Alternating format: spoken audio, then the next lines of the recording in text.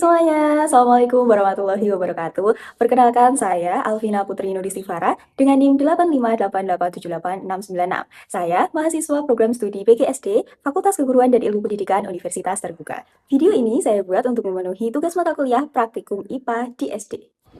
Pada video ini saya akan mempresentasikan hasil praktikum IPA tentang ekosistem darat, ekosistem perairan, rantai makanan, jaring-jaring makanan, dan piramida ekologi. Tujuan praktikum ini adalah untuk mengamati komponen biotik dan abiotik dalam ekosistem serta memahami hubungan antar makhluk hidup di dalamnya.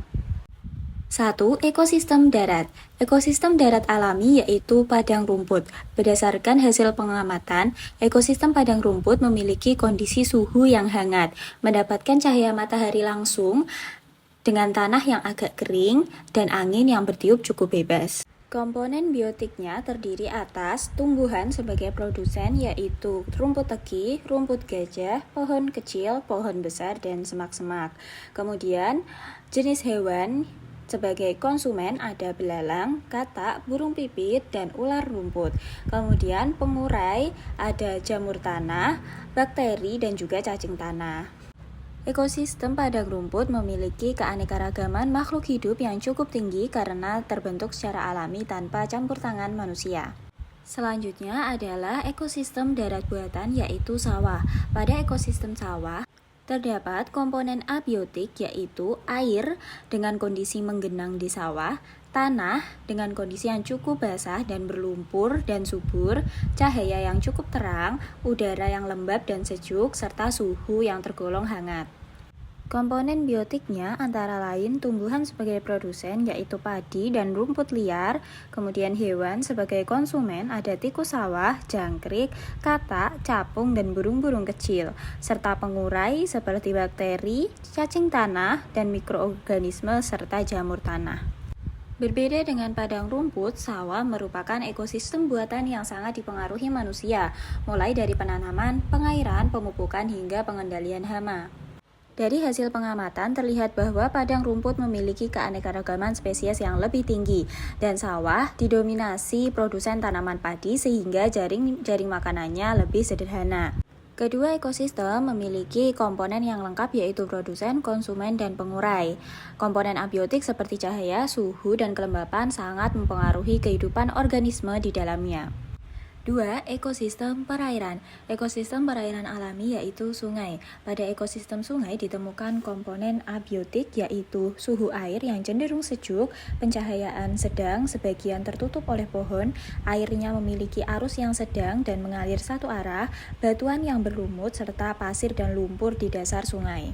Serta komponen biotiknya terdiri dari tumbuhan sebagai produsen yaitu lumut sungai, eceng gondok, kangkung air, ganggang, dan fitoplankton, serta hewan sebagai konsumen yaitu udang air tawar, capung, katak, burung kecil, ikan air tawar, serta pengurai yaitu jamur air, cacing, serta bakteri pengurai. Arus sungai membantu meningkatkan kadar oksigen sehingga banyak organisme yang dapat hidup di dalamnya. Selanjutnya adalah ekosistem perairan buatan yaitu waduk. Waduk memiliki komponen abiotik yaitu suhu yang lebih hangat daripada sungai, arus air yang hampir tidak ada, pencahayaan yang cukup terang karena berada di tempat terbuka, serta lumpur yang berada di dasar waduk dan udara yang cukup panas. Sementara komponen biotiknya terdiri atas tumbuhan yaitu sebagai produsen, ada rumput di tepian, lumut, fitoplankton, teratai, dan juga eceng gondok. Sedangkan hewan sebagai konsumennya ada ikan kecil, burung, ada ular air, kecebong, dan juga belalang.